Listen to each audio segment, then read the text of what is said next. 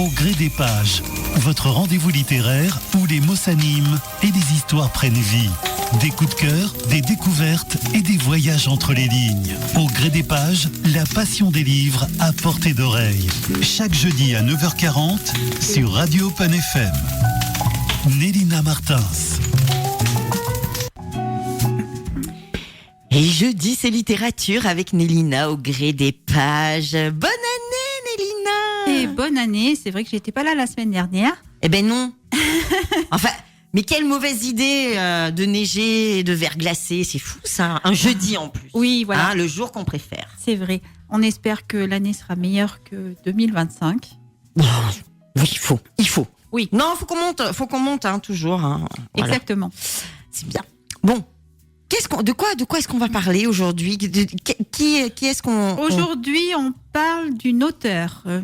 Une auteure de Gironde, hein, de Bordeaux. D'accord. Carole Merlot. Ah, bah ça tombe bien. Exactement. Hein, le Merlot en Gironde, il n'y a pas de T. M-E-R-L-O. Et donc, son livre, Les héritages entrelacés. Les prémices d'une rencontre. Le passé n'est jamais vraiment enterré, il attend simplement le bon moment pour refaire surface. Tout commence à Bordeaux en août 2005. Claudine traverse ce moment suspendu et douloureux du deuil.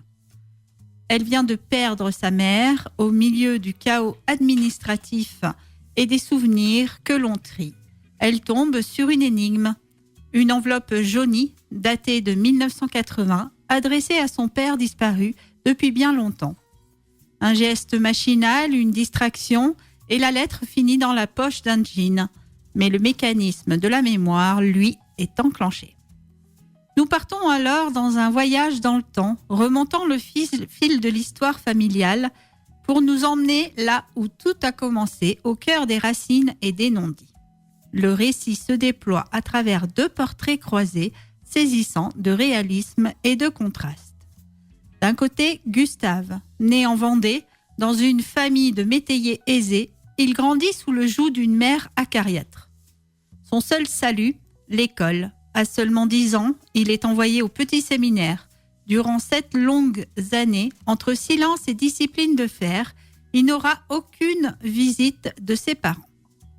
Gustave se plie à cette rigueur religieuse avec un objectif secret, profiter des études offertes par l'Église.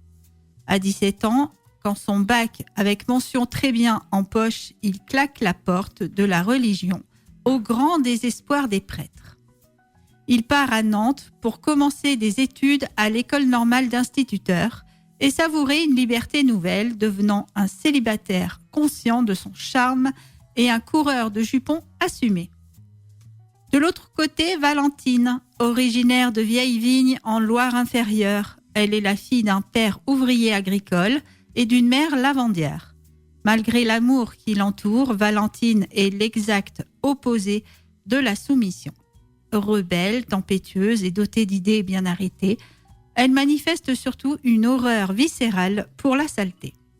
Pour cette jeune fille aux mains d'argent, il est hors de question de s'adonner aux tâches ingrates de la ferme. Elle refuse catégoriquement d'aller au champ et de s'occuper des vaches. Après l'obtention de son certificat d'études avec mention, l'impasse est totale. Sa mère, désemparée, face à cette enfant insolente qui refuse la boue du quotidien, a alors l'idée salvatrice, l'envoyer chez Léopoldine, sa vieille cousine couturière. C'est là que Valentine trouve sa voie. Elle, qui détestait salir ses mains, va apprendre à les utiliser pour créer, coudre et transformer le tissu en art. C'est auprès de sa tante Léopoldine, veuve sans enfant et bienveillante, que Valentine trouve enfin son salut et sa véritable vocation. Loin de ses parents, elle se passionne pour l'art de la couture. Sa métamorphose d'enfant rebelle en créatrice accomplie et assagie est si éclatante qu'elle finit par habiller les notables locaux. Jusqu'au jour où Madame Rosière, la femme du notaire pour qui elle avait créé une robe, lui ouvre les portes d'un destin plus vaste. Après un premier voyage en train vers Nantes, en compagnie de la vieille tante Valentine, passe un entretien décisif au grand magasin des Galeries Lafayette. Séduit par son talent et son sérieux, le patron l'engage comme retoucheuse. Malgré la colère initiale de son père face à ce projet mené en secret, le contrat est signé, ouvrant à la jeune femme de 17 ans les portes d'une nouvelle vie. Elle s'installe alors dans une modeste chambre de bonne, sous les combles nantais, parée de ses plus belles confections prêtes à embrasser un avenir qu'elle a elle-même brodé. Gustave et Valentine ne se connaissent pas encore, mais on sent vibrer les fils invisibles qui les tirent l'un vers l'autre. Ils partagent une date de naissance, une soif de s'extraire de leurs conditions initiales par l'excellence et une force de créer caractère hors du commun. Les héritages entrelacés n'est pas seulement une saga familiale, c'est une réflexion sur ce que nous transmettons consciemment ou non.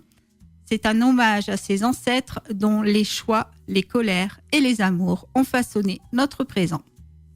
Notre auteure Carole Merlot nous interroge sur la part du destin et la part de volonté. Comment une jeune fille qui refusait de toucher la terre et un jeune homme qui a fui l'autel vont-ils finir par s'unir? Donc, un livre que j'ai bien aimé, très bien écrit. Ça a l'air. Très bien écrit, une histoire passionnante. Il y a un petit peu d'amour dedans. Il y a de l'amour. Ah, c'est pour ça. Et on laisse découvrir nos lecteurs la suite de l'histoire. Et oui, donc c'est les héritages entrelacés, les prémices d'une rencontre. Carole Merlot aux éditions du Bord du Lot. Vous pouvez retrouver les informations sur le Facebook. Exactement. Et il est disponible partout. Oui, elle est sur Facebook, Carole Merlot.